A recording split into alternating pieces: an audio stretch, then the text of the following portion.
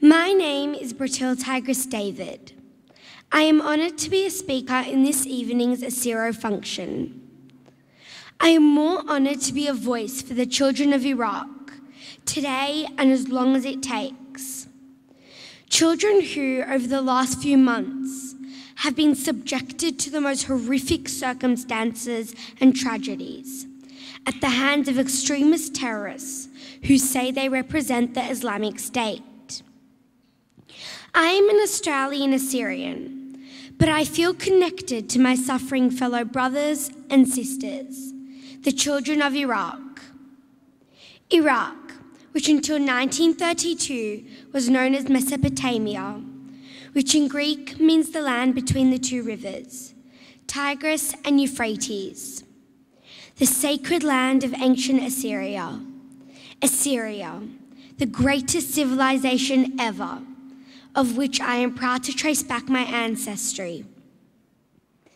Today, I hear stories about the tragedies that befall my ancient homeland that I cannot even imagine possible. I listen to the news and believe I am watching a horror movie. I secretly and openly cry for my people. I pray for them too. I pray that wisdom will prevail in the minds of those responsible for these international crimes committed against my ancient Assyrian Christian people. I pray that God will save them from these atrocities. But I also feel that more can be done by us as human beings in the democratic countries we live in, such as Australia. That has to be a pledge made by our governments, our fortunate people, and the international community. Why? Because we can, because we are able to, because we have the freedom to do so, because we have the financial means to do so. I know I am too young, only 10 years of age, but I feel that I have grown so much in recent months, travelling from far, far away in Australia through the occurrences in Iraq. I have suddenly become political. I've suddenly developed a liking for political songs.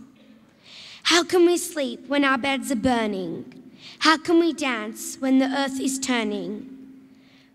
By the famous Australian band Midnight Oil. I listened to the classic voice of another famous Australian legend, John Farnham, and the words of his song, You're the Voice, keep echoing in my mind. You're the voice, try and understand it. Make a noise and make it clear. We're not going to sit in silence. We're not going to live in fear. This time we know we can all stand together with the power to be powerful, believing we can make it better. And then I'm also inspired by such great world leaders as Gandhi, who said, you can chain me, you can torture me, you can even destroy this body, but you will never imprison my mind. And Martin Luther King, who said, our lives will begin to end the day we become silent about the things that matter. With all this, how can I just sit back and not care?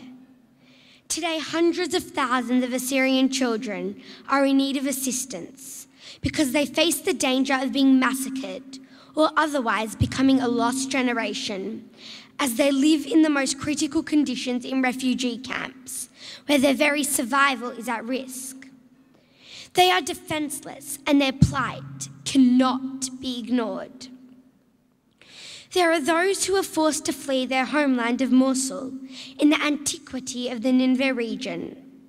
And then there are those who continue to live in their homeland in fear, scattered throughout Iraq, north, south, east, and west.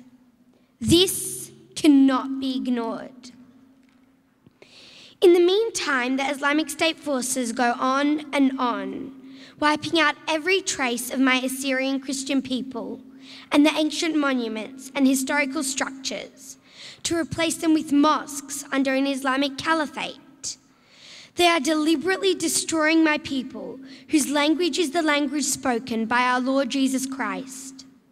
This is a historical, religious, and significant tragedy, and this cannot be ignored. I am so sad to hear so many terrible facts about the situation facing my Assyrian Christian people in Iraq, including that this year Santa was too afraid to go to my Assyrian ancestral homeland. Assyrian girls as young as 12 are abducted by the jihadist Islamic forces and sold to slavery or sent off to Syria as gifts for the Islamic State fighters. There are thousands of my Assyrian people, including children, who have been beheaded, tortured, and killed because they have refused to convert to Islam. The weather is freezing. There is not enough food. There is not enough shelter. There is a concern for disease. People are sleeping in bins.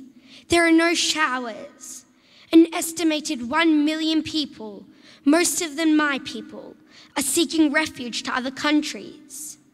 This cannot be ignored. Sadly, there is nothing the Iraqi government can do to protect my Assyrian people and my fellow brothers and sisters. The international community is not doing enough. Our governments are debating what to do and are busy gathering public opinion and popularity. This cannot be ignored. I am truly blessed to be born and live in such a wonderful, democratic and free country, such as Australia. A country that knows no war, that breeds peace instead of violence, that demands tolerance instead of aggression, that affords every individual the opportunity to choose the life they wish to live without fear or discrimination, where freedom of religion and freedom of speech are key elements in our daily lives. God bless Australia. I pray that my fellow brothers and sisters, the Assyrian children in our homeland, will one day be blessed with the same freedom and peace we so enjoy and sometimes even take for granted. But for now, I want to conclude my speech in the words of one of my favourite female role models, Angelina Jolie, the United Nations representative for refugees, who summed it up thus in her recent visit to the refugee camps of Iraq. It is not enough to defend our values at home. We have to defend them here in the camps of the informal settlements. We are being tested here. Despite good intentions, the international community has failed. The people I met today need to know that we will be with them for every day that they remain displaced. And above all, they need to know that one day they will be able to go home. They want to go home. They want to go home. And that cannot be ignored. Thank you.